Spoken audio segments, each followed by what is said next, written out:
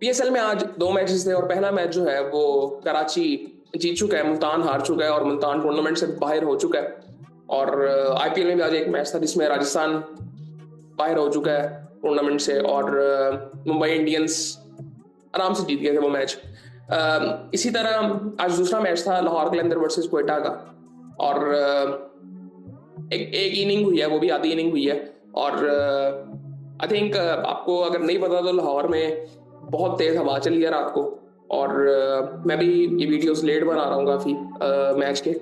काफ़ी ज़्यादा हवा, बारिश किसी हद तक हुई है लेकिन हवा बहुत तेज चली थी।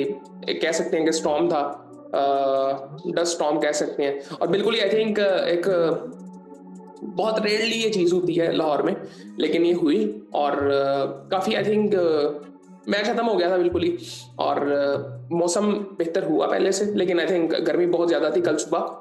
और कल सुबह तो आई थिंक ग्राउंड में भी बहुत कम लोग थे, ना होने के बराबर ही थे जितनी गर्मी थी। लेकिन रात को आई थिंक ये हवा चली थोड़ी सी और मौसम ठीक हुआ।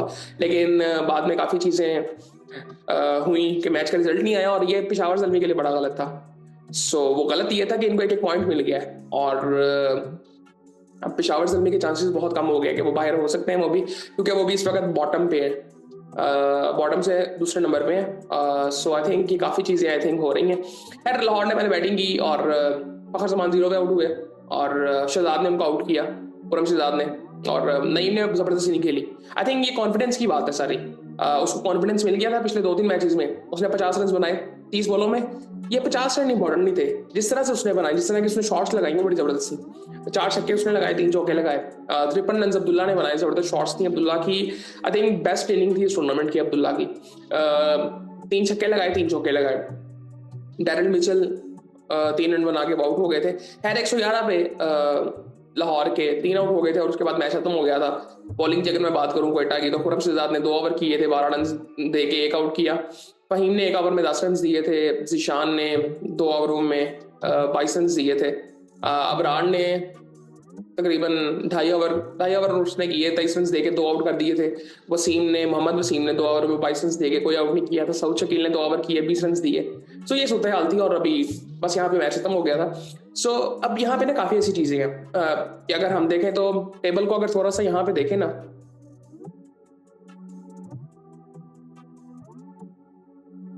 इस्लामाबाद 6 मैचों में से 5 मैच जीती है, यानी कि इनके 4 मैचेस अभी पड़े हुए हैं और 10 पॉइंट्स हैं इनके। सो ये इनके चांसेस काफी ज्यादा है कि ये तो क्वालिफाई तो करेंगे, क्योंकि अब अगर देखें ना, पिशावर अगर आने वाले 4 मैचेस जीतती है, यानी कि 8 पॉइंट्स अगर वो वहां से ले लेते हैं, तो फिर तो वो क्वालिफाई कर जाएंगे, उनके पास चांस तो अभी है। बट हमें ये देखना है कि बाकी टीमें किस तरह की फॉर्म में है। इस्लामाबाद का कॉम्बिनेशन उनका ठीक बना हुआ है, लाहौर कलंदर्स वो बना चुके हैं अपना कॉम्बिनेशन, और आई थिंक वो भी इसी तरह से जाते रहेंगे। क्वेटा की टीम हमें पता अच्छी थी, और उन्होंने अपना कॉम्बिनेशन बना लिया आई थिंक।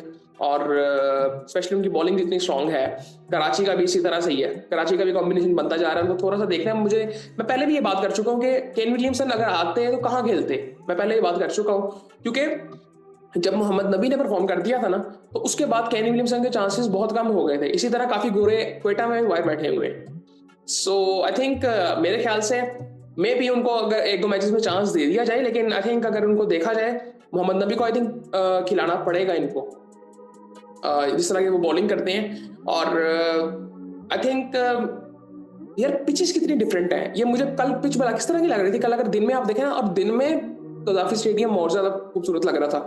और अगर आप पिच देखें, मुझे लग रहा था कि जिस तरह से ना साउथ अफ्रीका की कोई पिच है, लेकिन ड्राई बहुत ज्यादा थी। इसी तरह ऑस्ट्रेलिया से भी मैच हो रही थी। कहा जाता है कि ऑस्ट्रेलिया की मिट्टी यहाँ पे लाके कुछ डाली गई है, पता नहीं अब ये देखें ना, ये चीजें कंफर्म हमें करनी पड़ेंगी।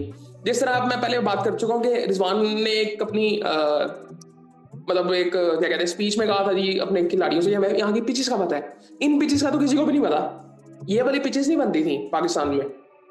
सो ये बड़ी स्पाइसी विकेट्स है कि जहां पे ना बैट्समैन को हेल्प तो है, बट बॉलर्स को भी हेल्प मिल रही है। ये साउथ अफ्रीका ऑस्ट्रेलिया टाइप की पिचेस है, लेकिन ड्राई है थोड़ी सी। साउथ अफ्रीका से काफी सिमिलर मैं कह सकता हूँ, लेकिन साउथ अफ्रीका में भी बारिशें होती हैं मेरे ख्याल से। वो इतनी ड्राई होती नहीं है। सो आई थिंक बड़ा जबरदस्त एक अच्छा साइन है। बट आई थिंक क्या टाइमिंग गलत तो नहीं थी, क्योंकि पीएसएल चल रहा था, लोगों को ये चीज नहीं चाहिए। सो ओवरऑल आई थिंक देखें अगर समझदारी से बैटिंग की जाए तो हो सकता है, लेकिन आई थिंक मैं वही कहूंगा कि हम एक्सपोज भी कई तरह से हुए हैं कि आप यहाँ पे देखें जो सक्सेसफुल टीमें नहीं रही वो कौन सी हैं, रिजवान की है, माइंडसेट का एक मसला उनका है एज अ कैप्टन भी, और वो जिस तरह से सोचते हैं अब टीम के बारे में। और हम कुछ अर्सा पहले तक बात कर रहे थे कि he is the best captain in Pakistan जो कि अवेलेबल है। मेरे ख्याल से अब तो कोई नहीं कहेगा। बाबर के बारे में भी सेम बात हो रही थी और वहां पे भी आई थिंक ये इशू नजर आता है, लेकिन उनकी टीम काफी बेहतर है, बट उनकी परफॉर्मेंसेज अभी तक आई नहीं है और उनके चांसेस लग रहे हैं कि वो शायद क्वालिफाई भी ना करें। सो आई थिंक ये काफी चीजें हो रही हैं। और बाकी अगर इस वक्त इस्लामाबाद जो है वो टॉप पे है, 6 में से 5 जीता हुआ है। मेरे ख्याल से इस्लामाबाद तो करेगा क्वालिफाई। लाहौर की अगर बात करें 8 में से 4 मैचेस जीते हुए हैं, 9 उनके पॉइंट्स हैं। सो लाहौर के 8 मैचेस हो गए हैं। अब लाहौर का आई थिंक एक मैच पड़ा हुआ है। सो लाहौर का एक मैच जो पड़ा है वो पेशावर के साथ है, पता नहीं किसके साथ है। सो खैर अब लाहौर देखते हैं क्या करता है। उसके बाद क्वेटा, मुझे लगता है क्वेटा क्वालिफाई करेगा। मुझे कराची का भी, मुझे जो लगता है ना वो होना है, वो जो होना है आई थिंक मुझे पेशावर और लाहौर में से लगता है कि एक टीम बाहर होगी। मुझे अभी भी लगता है कि लाहौर की टीम, उनका कॉम्बिनेशन तो बनता जा रहा है, लेकिन मुझे अभी भी लगता है कि क्योंकि कराची बहुत स्ट्रांग होती जा रही है, इनकी बॉलिंग बहुत अच्छी है, इनका कॉम्बिनेशन ऊपर से ही बनता जा रहा है। टॉप 3 आई थिंक इनके जबरदस्त है। नबी साथ आ जाता है, इरफान आ जाता है। उसके बाद इस्लामाबाद सेटल्ड है, क्वेटा भी सेटल होती जा रही है, लाहौर भी सेटल है, लेकिन ना मुझे थोड़ा सा लगता है क्योंकि इनके 8 मैचेस हो गए हैं, इनके 2 मैचेस रहते हैं। सो अब लाहौर के जो आने वाले मैचेस अगर हम देखें,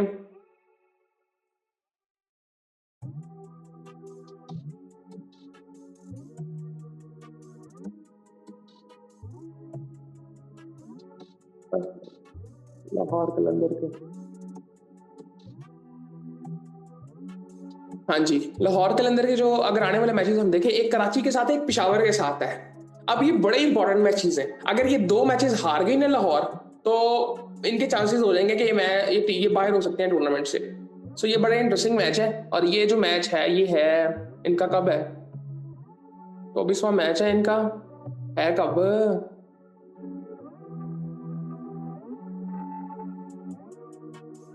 ये है जी इतवार वाले दिन, 4 मई को, यानी कि आज से 2 दिन बाद इतवार को मैच है ये वाला। और फिर 9 मई को पेशावर के साथ इनका मैच है। सो आई थिंक वो रावलपिंडी में है।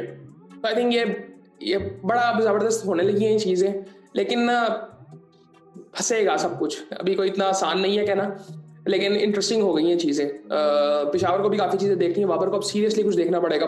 पेशावर ने तो परफॉर्म ही नहीं किया, मुल्तान का भी सेम ही हाल है, ना बाबर की परफॉर्मेंसेज आई है, ना उस तरह से साइम ने कुछ परफॉर्म किया है।